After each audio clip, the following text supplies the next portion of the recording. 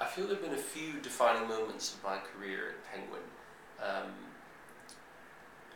Probably the first was actually joining Penguin to begin with as classics publisher, because the chance to be responsible for, or largely responsible for, what I consider one of the greatest classics lists in the world, certainly in the English language,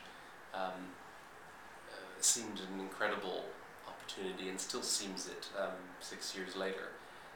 And then shortly after I joined was the 60th anniversary of Penguin Classics, and as a result of that, there was just a great opportunity to get everyone in the business excited about the publishing of Penguin Classics. And we did lots of fun things in terms of advertising and marketing and publicity, and including the designer classics, which were so much fun to work on. You know, inviting Paul Smith and Manolo Blahnik and Sam Taylor Wood to choose their favorite Penguin Classic and design a new cover for it, and then producing 1,000 numbered limited edition copies. And a few years on from that, it seems a bit old hand because everyone's followed, but at the time it was no one at Penguin had ever done anything like that before, and most trade houses hadn't done any kind of limited editions of that kind. So that was an incredibly exciting moment. And I think I also found the kind of the publishing translations generally to be incredibly exciting, and sort of when we published a new translation of War and Peace, and decided that we would emphasize the fact that War and Peace is really the greatest soap opera ever written. You know, the peace part, and to kind of emphasize that and play up the love story and everything. That was incredibly fun, and as a team I think everyone enjoyed working on it and just saw the book in a whole new light, and it also sold extremely well, which is always satisfying. And probably the kind of final defining moment so far is the thing I'm most excited about at the moment, which is Alone in Berlin,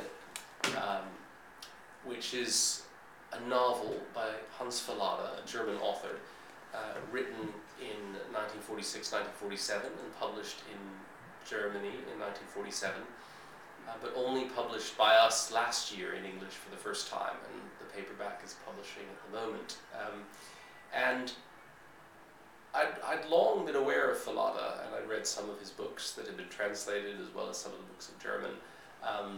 And I was sort of struggling with a way to publish him in English, because a lot of the books are very bleak and grim. Some of them, as I said, had appeared in English already.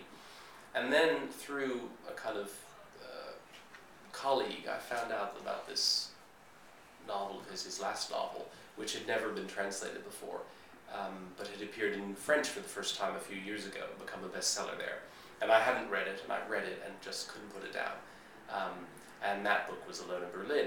And it is an incredibly gripping, brutal, visceral, very real account of what it must have been like to live through the war in Berlin as an ordinary German. And what makes it particularly compelling, and I think a sort of book that you remember and talk about to people, is the fact that it's done as a thriller, not in a very conventional way, but through the sort of this ordinary couple whose son is killed at the front. This happens at the very beginning of the book, and their response to this is to think, oh, this is madness, the whole Nazi project, and they decide to resist in their own small way.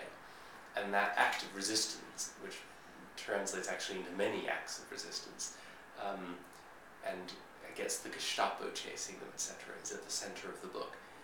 So it's a kind of cat and mouse game as they're followed through, and also just an incredibly poignant story about this couple and their kind of small way of resisting. And then, as I said, this just very chilling, gripping, visceral atmosphere of Berlin during the war. And I've read a lot of history books about the period, and a lot of novels set during the war, but I've never read anything like